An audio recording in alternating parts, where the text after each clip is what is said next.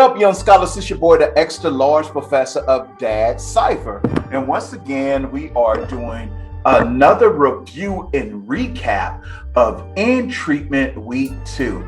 And I brought a special guest with me, my wife, Dr. K, who is actually a counseling psychologist.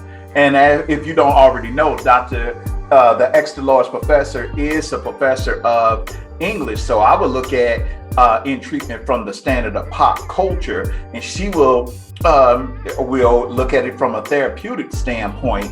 And before we get into this recap, we just want to make sure that you guys remember to click and subscribe. We're going to always give you some good content when it comes to In Treatment.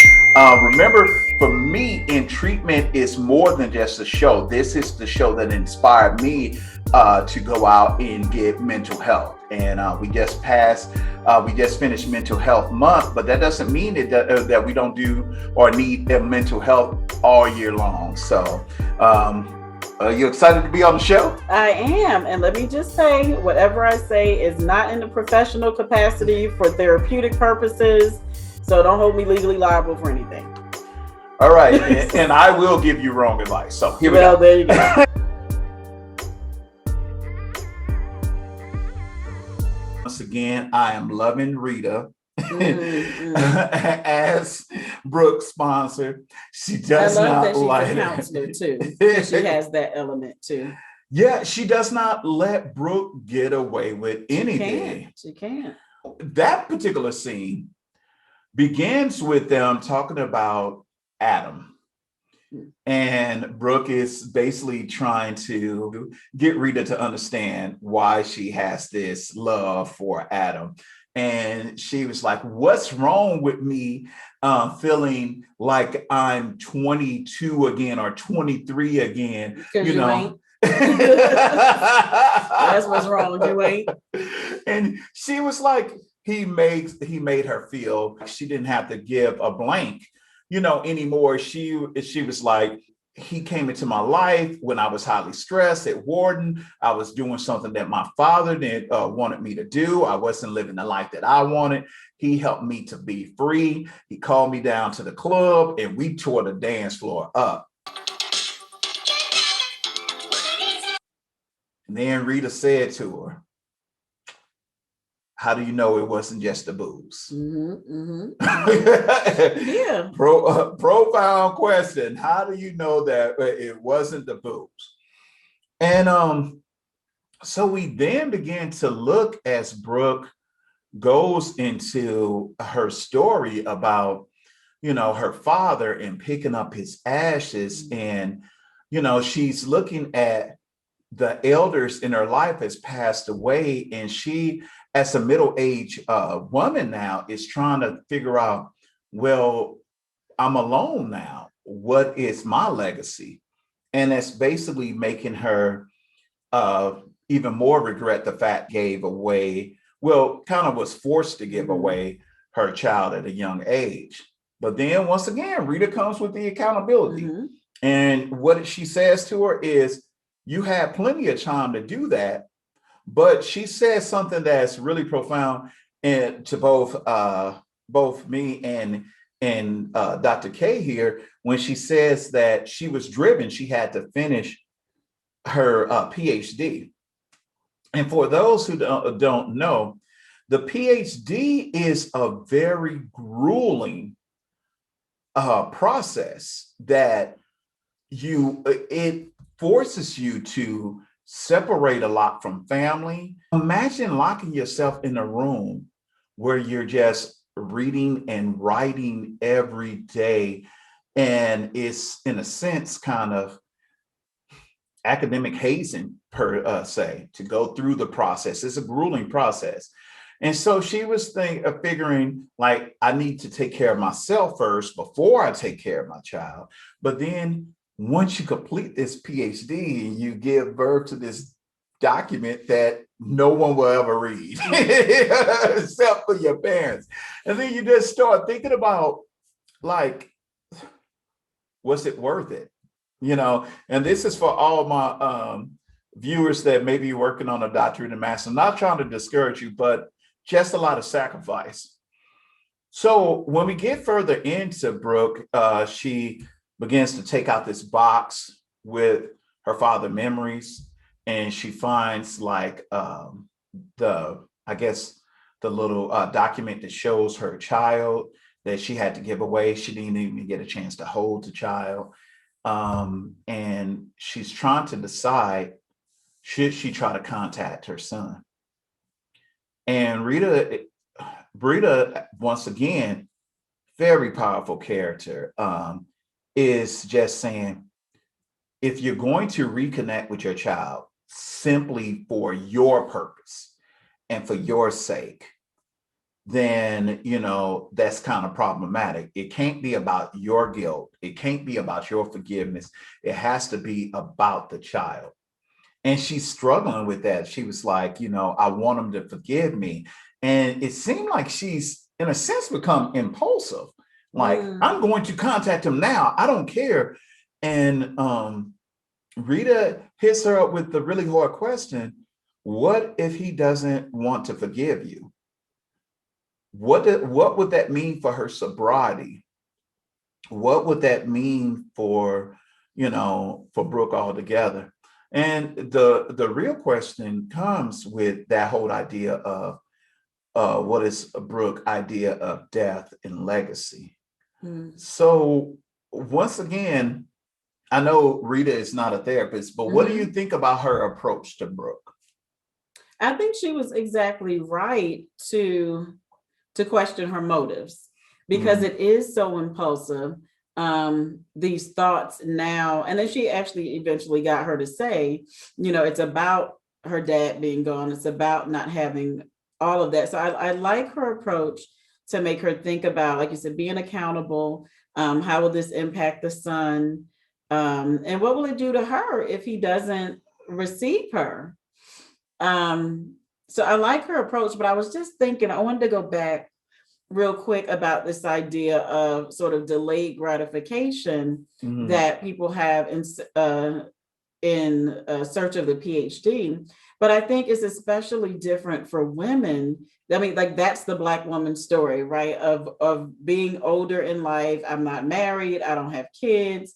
And where's my life gone? So I have all of this to show for it. But it didn't even just have to be the PhD. It could have been the MBA. It could have been a JD. It could be any degree or level of success that women feel like they put off and wait on their families, because she could have had another kid.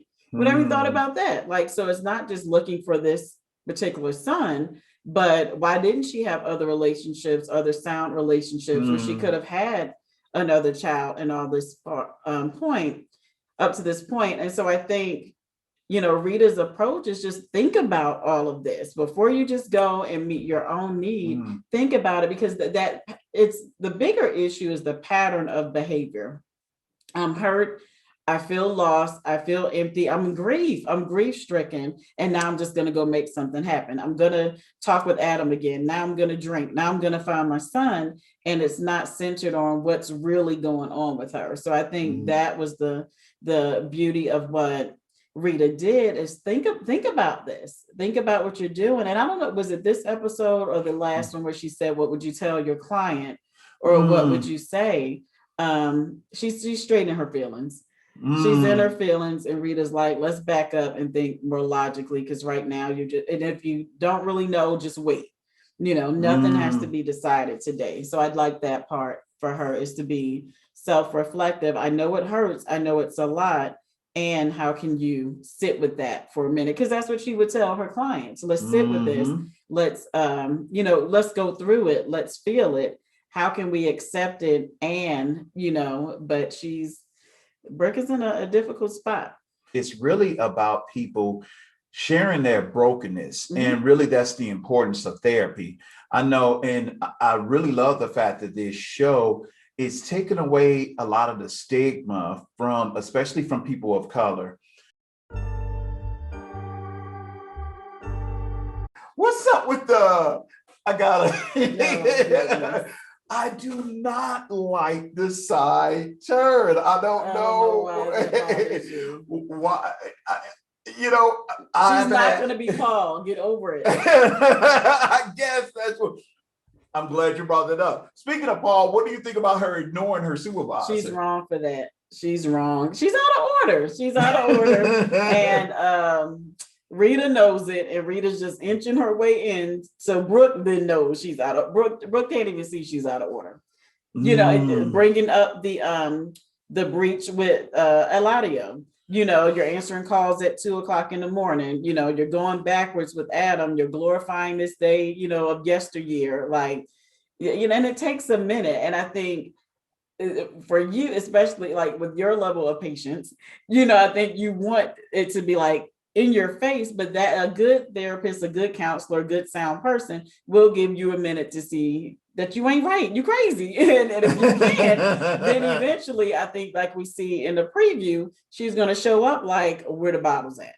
And so I think she's just trying to give her enough to be like, are you going to see, listen to yourself? Like, do you hear and see yourself?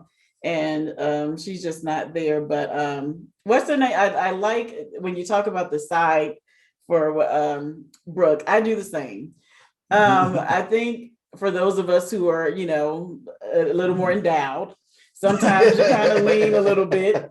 I think it makes us more comfortable. I think it makes her more approachable. And I also feel like it's sort of a side eye, but not one. And I don't know why I feel like it's like a Black girl thing, because I feel like I do that too. And I'm like, really? Okay. So I don't know. And I think it's just probably a matter of style. But yeah, I think we got on there about her evading her supervisor. That's huge. That is huge. First off, you know, like I questioned, why does she have a supervisor? Because in professional practice, you don't have a supervisor. You may consult with people, but, you know, has there been a breach in the past? Is there something about her drinking that's been found out? And she knows about, Rita knows about Paul. So it's not like, why would your sponsor know that you have this like, there's something about that maybe there was an ethical issue or she put herself in it. I don't know, but I know she has a supervisor for a reason. She's a professional. She's outside of her home. She had a previous location. There's something else there that I think the audience hasn't seen yet. But Brooke she's going for it. Other than her breaking down, I just want to talk about her sense of fashion as a therapist. What do you think about her? Does she dress the part of a therapist? I think, oh my gosh, therapists are in so many ways. But what's funny, a lot of times in our little therapy groups, the social groups, people talk about like the uniform of like having your sweater on and your layers. She's definitely not that kind. She's stylish. She's very stylish. I mean, her home is lavish. I'm like, okay, what clients are you seeing? Right. But yeah, and then to take the pro bono case, and so it's just kind of, I don't know. She's complex. She's layered, but I love her style. You know, I love it. I haven't quite reached that yet. Well, you know what? I mean, you know what? I tell you, she's blowing me away. She is totally different from the character she played with Crazy Eyes and Orange is the New Black. I mean, it's like, wow, it's like I'm looking at her in a whole different light. I'm like, wow, this is Uza. So what just clicked in my head though about what she looks like, the appearances. And that's how she was raised. You know, she kind of peeped that with grandma too. You know, do you want to see my china? You want to see my forks? Because, you know, there's all this air and then Baldwin Hills and, you know, Black excellence in California and in that area. So I wonder, some of it could be that too. And when you know you're living this double life, essentially, you're going to mask it. You know, I have it together. Look at that versus when you see her in the robe and her hair is a little undone. So I think some of that is kind of the undoing of her too, and what she looks like to clients versus how we see her with Adam. Yeah. So, yeah.